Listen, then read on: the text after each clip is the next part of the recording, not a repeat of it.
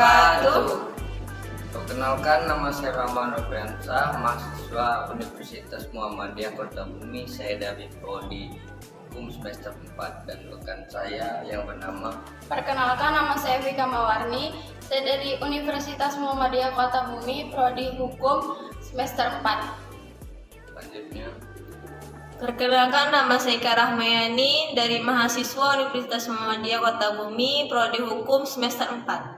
Perkenalkan, nama saya Elinda Paramita, mahasiswa dari Universitas Muhammadiyah Kota Bumi, Prodi Hukum semester 4.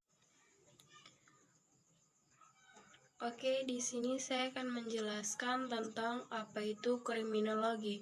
Nah, kriminologi ini berasal dari bahasa Latin yaitu crime dan juga logos. Nah, crime ini artinya kejahatan dan juga logos ini artinya ilmu. Nah, sehingga kriminologi ini merupakan kejahatan suatu yang mempelajari tentang kejahatan atau tindak kriminal. Nah, lebih tepatnya itu suatu kejahatan yang suatu aspek yang mempelajari tentang kejahatan.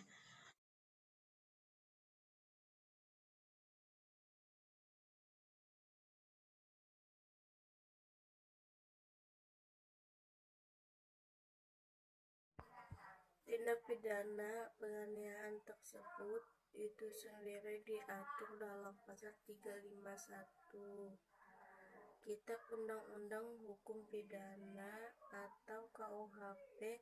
Penganiayaan diancam dengan pidana penjara paling lama 2 tahun 8 bulan atau pidana denda paling banyak 4.500. Namun kepolisian akan tetap mengusut kasus ini karena tugas pemukulan bukan termasuk delik aduan. Jika ada seorang yang mengalami pemukulan dengan luka memar akibat pemukulan, maka perbuatan pemukulan itu tergolong sebagai penganiayaan.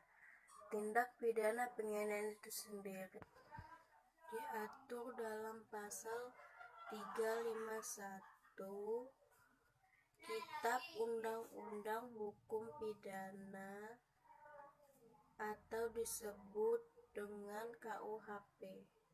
Pasal 351 ayat 2 sebagai berikut. 1. Penganiayaan diancam dengan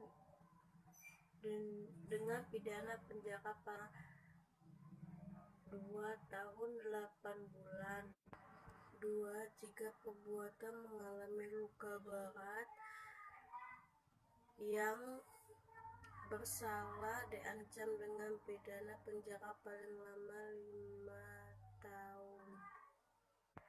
3. Jika mengakibatkan mati maka diancam dengan pidana penjara paling lama 7 tahun.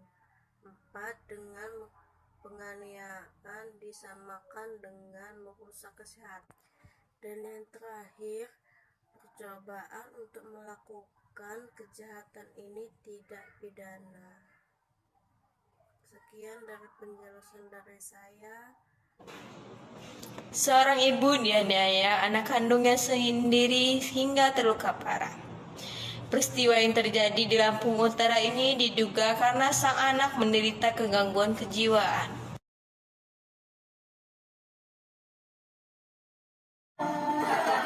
Sri tak bisa menahan sakit. Ia terus merintih di ruang instalasi gawat darurat Rumah Sakit Umum Riakudu, Kota Bumi, Lampung. Visual terpaksa kami samarkan untuk menghindari ketidaknyamanan.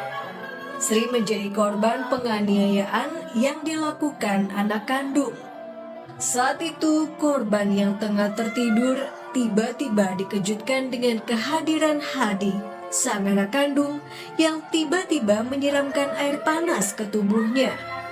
Tak hanya itu, Hadi yang diduga mengalami gangguan jiwa juga membacok kepala dan lengan korban. Sri yang tak kuasa menahan sakit lantas berteriak. Para tetangga pun langsung mendatangi rumah Sri di Kecamatan Kota Bumi, Lampung Utara.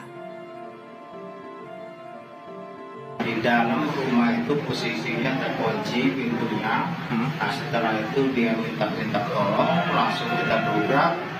Jadi begitu kita dobrak, Ibu Sri ini sudah terluka, darah sudah banyak. Di rumah korban sama siapa? Di rumah sama anaknya yang Adi itu, dia berdua di dalam rumah itu. Jadi nggak tahu ya tiba-tiba itu ya? Nggak tahu kalau kronologisnya. Saya sempat nanya sama Adi, saya tanya dia cuma diem aja. Hingga kini korban masih mendapat perawatan intensif di Rumah Sakit Umum Daerah Riyakudu, Kota Bumi, sementara pelaku sudah ditangkap dan diserahkan ke pamong setempat. Penyebab terjadinya penganiayaan biasanya akibat dendam atau kesal yang biasanya terbawa oleh hawa nafsu sehingga menyebabkan hal yang fatal. Maka dari kejadian tersebut dijadikan pelajaran agar tidak terulang kembali seperti halnya pada kejadian ibu dan anak tersebut.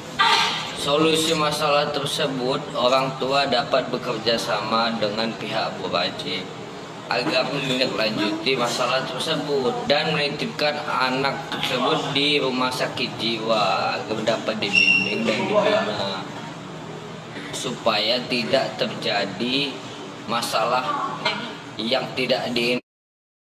Cukup sekian dari kami yang kami sampaikan.